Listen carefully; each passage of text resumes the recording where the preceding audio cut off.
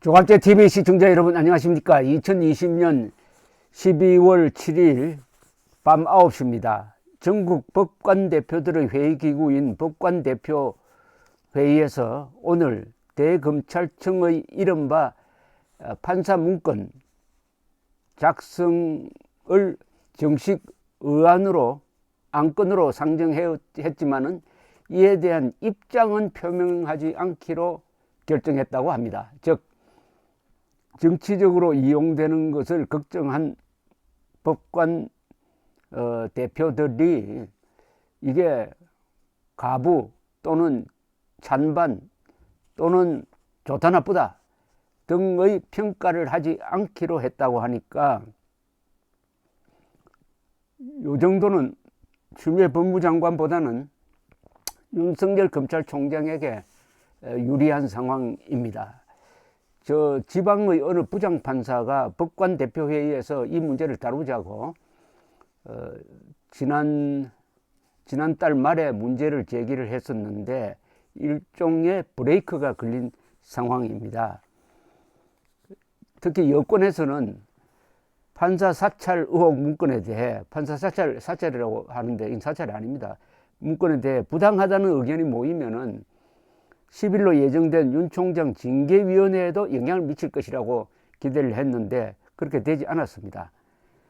법조계 관계자는 추 장관으로서는 판사들이 부당하다는 의견을 내주길 바랐을 것이라며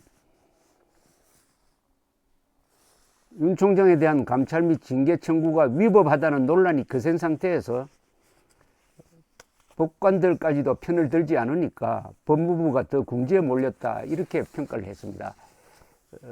추 장관 쪽에서는 이게 법관을 대상으로 하는 거니까 판사들이 격앙돼 가지고 이걸 규탄하는 의견을 내면은 그걸 받아 가지고 징계위원회 이용하려고 했는데 법관들이 그렇게 부하내동하지 않았다 이렇게 보이네요. 그런 법관들의 움직임이 있었어요. 이 한국 법관 사회에서 뭐 우리법 연구회 출신이라든지 등등 해가지고 과거에 군대에 있었던 산하회 같은 일종의 사조직이 움직이고 있고 김명수 대법원장이 그런 아주 편파적 인사를 하고 있다는 것은 세상이 다 알고 그러다 보니까 정치적 판결이 많이 나오고 해서 우리나라 이 사법부에 대한 불신이 팽배해 있습니다. 그나마 요사이 여론이 바뀌니까 이제 과거처럼 법관회의라든지 이게 어떻게 보면 잘못 이용을 하면은 사법부 안에 운동권이 되는 겁니다. 운동권 판사가 있는 것 아니냐 하는 의심까지 하고 있는데 그래도 이 정도의 브레이크가 걸린 게 천만다행입니다. 법관대표회의 공보간사는 법관대표들은 법관은 정치적 중립을 준수해야 하고 오늘의 토론과 결론이 정치적으로 해석되는 것을 경계해야 한다는 공통된 문제의식이 있었다고 밝혔습니다. 이걸 논의하자고 하는 이야기는 처음에는 회의 안건에는 포함되어 있지 않았는데 법관 대표들이 현장에서 논의한 끝에 법관의 독립과 재판의 공정성 확보에 관한 의안으로 상정을 했다고 합니다. 그래서 찬반 토론을 했는데 이런 판사들도 있었다는군요. 검찰의 법관 정보 수집 주체, 즉 수사정보정책관실이 그 주체가 된 것은 부적절하며 무리야기 법관 리스트 기재와 같이 공판 절차와 무관하게 다른 절차에서 수집된 비공개 자료를 다루고 있는 점에서 법관의 신분상 독립을 침해할 수 있다는 의견을 밝혔다고 합니다.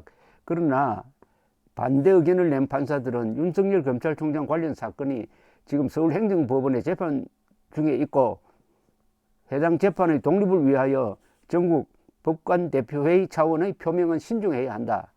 또한 전국 법관대표회의 의결이 정치적으로 이용될 수 있다면서 의견을 내지 말자고 해가지고 그게 채택이 되었다고 합니다.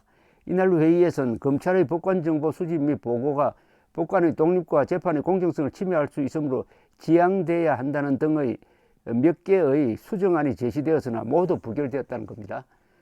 공보간사는 윤 총장 관련 행정소송이 계속 중인 점, 대표회의가 의견을 낼 경우 관련 소송에 영향을 줄 수 있는 점, 정치적 이용 가능성 등을 근거로 수정안들이 모두 부결됐다. 오늘 회의와 관련된 어떠한 논의와 결론도 정치적으로 활용되어서는 안 된다. 이렇게 딱 선을 그었습니다. 일부 판사들이 어떻게든 안건으로 올리려고 밀어붙였지만 대다수 법관들은 휘말리지 않겠다는 판단을 한 것으로 보입니다. 오늘 오전에 수원지법 지은희 판사는 법원 내부 게시판에 다수 반대 의견에도 불구하고 안건 상정을 강행하는 이유가 뭔지 궁금합니다 하는 글을 올렸습니다. 법관들 안에, 이 판사사회 안에서도 이게 계속 논쟁이 이어졌다는 이야기입니다. 이 지판사는 최근 장창국 부장판사님께서 제안하신 안건을 상정할지 여부 등을 두고 저희 수원지법을 비롯한 각급 법원에서 안건 상정, 찬반 여부 등의 의견 조회를 실시한 것으로 알고 있다. 대다수 법원에서 법관들이 신중하자는 의견이 많았는데 조금 전 안건 상정이 강행됐다고 들었다. 상정된 제3안은 안건 조회조차 이루어지지 않은 내용이어서 조금 전 이메일을 통해 의견 조회가 이루어진 것으로 들었다. 이메일을 받고 상당히 의아한 마음에서 글을 올린다. 당초부터 답을 정해놓고 일선 법관들의 의견을 형식적으로만 듣는 것으로까지 생각하고 싶지는 않다. 각급 법원 의견 수렴 결과가 어땠는지, 그럼에도 불구하고 수정안이 거론된 배경은 무엇인지 보고 및 설명이 이루어지는 게 대표권을 위임한 법관들에 대한 최소한의 예의다.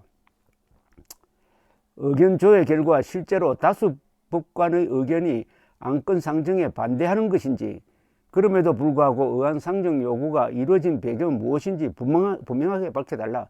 부디 소수의 엘리트 법관이 아닌 다수 법관의 수평적이고 자유로운 민주적인 절차의 표본이 되어야 할 법관 대표자 회의의 모습을 보여달라. 이렇게 걱정을 했는데 이분의 걱정대로 다행히 신중한 태도를 보였습니다.